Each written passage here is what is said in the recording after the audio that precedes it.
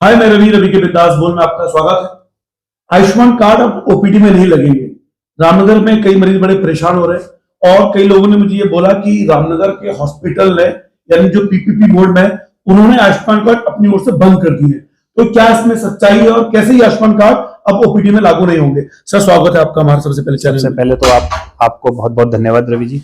आपकी स्वतंत्र पत्रकारिता को मैं बहुत नमन करता हूँ। और जैसा कि आपने क्वेश्चन उठाया कि पीपी मोड में बंद कर दिया आयुष्मान कार्ड के लिए, तो ये क्वेश्चन तो पहले ही गलत हो जाता है कि पीपी मोड के पास ऐसा कोई पावर नहीं है कि किसी भी चीज को खोले या बंद करे।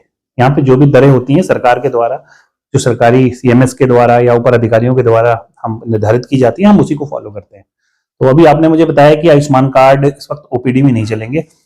ओपीडी में ना चलने का रीजन ये था कि कोविड से पहले नहीं चलते थे आयुष्मान कार्ड जो थे ओपीडी में। कोविड के दौरान एक आदेश आया था, उसमें सारे आयुष्मान कार्ड लग रहे थे, जिसमें ब्लड की जांच हो, आपका एक्सरे हो, आपकी सारी चीजें उसमें आ रही थी। लेकिन अभी क्या है कि अगर आप एडमिट होते हैं तो आपका आयुष्मान कार्ड उसमें फॉलो होता है, अगर एडमिट करने के लिए होते हैं। नहीं, नॉर्मल पेशेंट के जो सरकारी दरें होती हैं वो आपसे ली जाएंगी।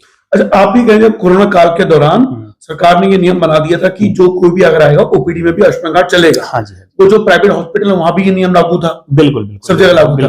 अच्छा, अब दूसरा कंफ्यूजन ये पैदा होता है, जो इमरजेंसी में मरीज आते हैं, तो क्या इमरजेंसी में, क्योंकि पर्ची वहां फ्री है, दवा भी फ्री मिलती है, तो क्या वहां आयुष्मान कार्ड जैसे एक्सरे है, अल्ट्रासाउंड है, वहां पर फ्री होगा या नहीं होगा? देखिए, मैं फिर से कहा, जो पेशेंट एडमिट के लिए होंगे, जिस पेशेंट को लगेगा क्रिटिकल है, उनकी जो एडमिट होते हैं उनके लिए तो फ्री है। लेकिन जो नॉर्मल पेशेंट आते हैं, पेट में दर्द है या सर में दर्द है, तो उनमें तो वैसे भी मेडिसिन दे के हमें भेजना होता है। लेकिन अगर उसमें भी अगर बाई चांस पेशेंट के लिए लगता है तो वो चार्जेबल होती है। अच्छा, जो सरकारी दरें हाँ। अच्छा, यानी जो पीपी मोड में सरकारी दरें लागू होती है। हाँ जी। लेकिन अगर कोई प्राइवेट हॉस्पिटल है तो वहाँ सरकारी दरें लागू नहीं होंगी, वहां तो मुझे उनके अपने लागू होती है, वो होती है। प्राइवेट में तो पहले भी नहीं पता मुझे कि लेते थे या नहीं लेते थे प्राइवेट में, लेकिन मेरे को जहां तक पता है कि प्राइवेट में भी आप एडमिट होते हैं तो आयुष्मान कार्ड लगता है, नहीं तो आयुष्मान कार्ड नहीं लगता। अच्छा, ये नियम कब से क्यों लागू हुआ दोबारा से कि आयुष्मान कार्ड ओपीडी में लागू नहीं होंगे? क्योंकि लोगों को बड़ा कंफ्यूजन है। ठीक है, ये तो हमारे यहाँ तो अभी थोड़ी समय पहले ही लागू हुआ है, क्योंकि इससे पहले जो आप मुझे बता रहे हैं तो ये हमारी सीएमएस के द्वारा हमको आदेशित किया गया था कि इसको लागू करना है।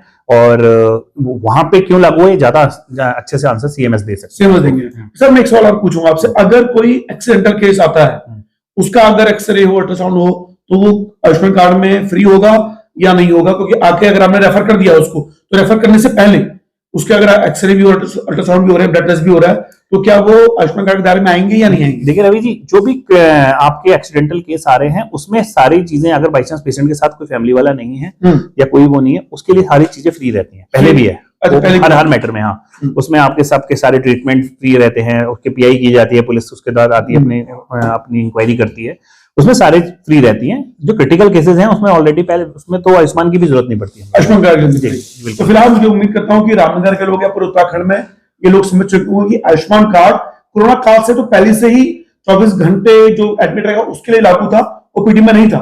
लेकिन कोरोना काल के दौरान से अब तक ये जो प्राइवेट जितने भी ये ओपीडी में लागू होने की संभावना बरकरार रखी गई थी। लेकिन अब ये कुछ दिनों पहले से ही नियम लागू हुआ है सरकार की ओर से कि अब ये किसी भी हॉस्पिटल में ओपीडी में आयुष्मान कार्ड लागू नहीं होगा। उम्मीद करता हूँ रिपोर्ट आपको पसंद आई होगी। सर, धन्यवाद डॉक्टर पति सर, आप फिलहाल रवि के बिंदास बहुत बहुत शुक्रिया। जय उत्तराखंड, जय भारत।